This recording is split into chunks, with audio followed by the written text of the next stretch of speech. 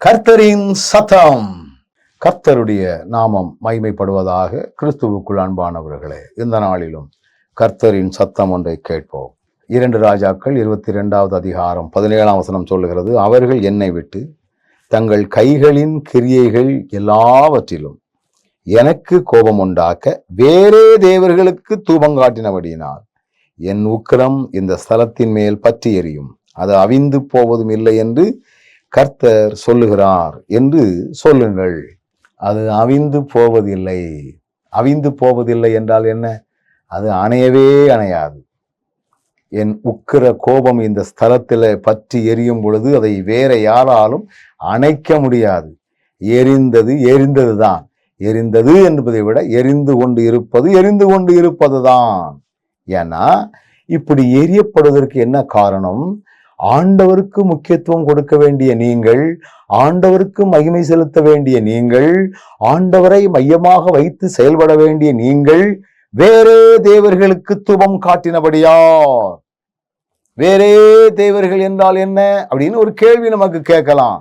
கர்த்தரை மையமாக வைத்து செயல்படாமல், ஒருவேளை எனக்கு சில அரசியல்வாதிகளை தெரியும், அவரை நான் அழைத்து அவருக்கு நான் சிறப்பு காரியங்களை எல்லாம் செய்து அவரை புகழ்ந்து பேசி அவர் மூலமாக எனக்கு சில காரியங்கள் நடக்கும் என்று சொல்லி நான் எத்தனை மணி காரியங்களை செய்வேனே என்றால், சில துன்மார்க்கரை நான் எனக்கு துணையாக வைத்துக் கொண்டு அவர் வசதியாக இருக்கிறபடியினால் அவர்கள் மூலமாக எங்களுக்கு காரியம் நடக்கும் என்கிற எண்ணத்தோடு நான் செயல்படக்கூடியவனாக இருப்பேனே என்றால், அவருடைய உக்கிர கோபம் இந்த ஸ்தலத்தின் மேல் பற்றி எரியும் என்று வசனம் சொல்கிறது.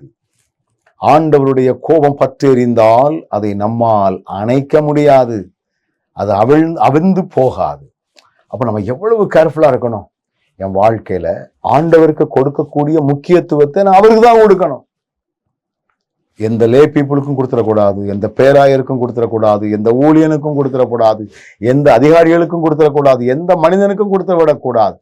என் உள்ளான மனிதன் என் ஆண்டவரை மட்டுமே புகழ் பாடிக்கொண்டிருக்கக்கூடிய ஒன்றாக இருக்க வேண்டும் என்று வசனம் சொல்கிறது. நல்ல ஆண்டவரே, உமக்கு கொடுக்கக்கூடிய முக்கியத்துவத்தை வேற யாருக்கு நாங்கள் கொடுத்தாலும் தூபம் காட்டினாலும் உம்முடைய கோபம் எங்க ஸ்தலத்தின் மேல் பற்றி எரியும், அதை அவந்து போகாதுன்னு சொல்லியிருக்கிறீர்.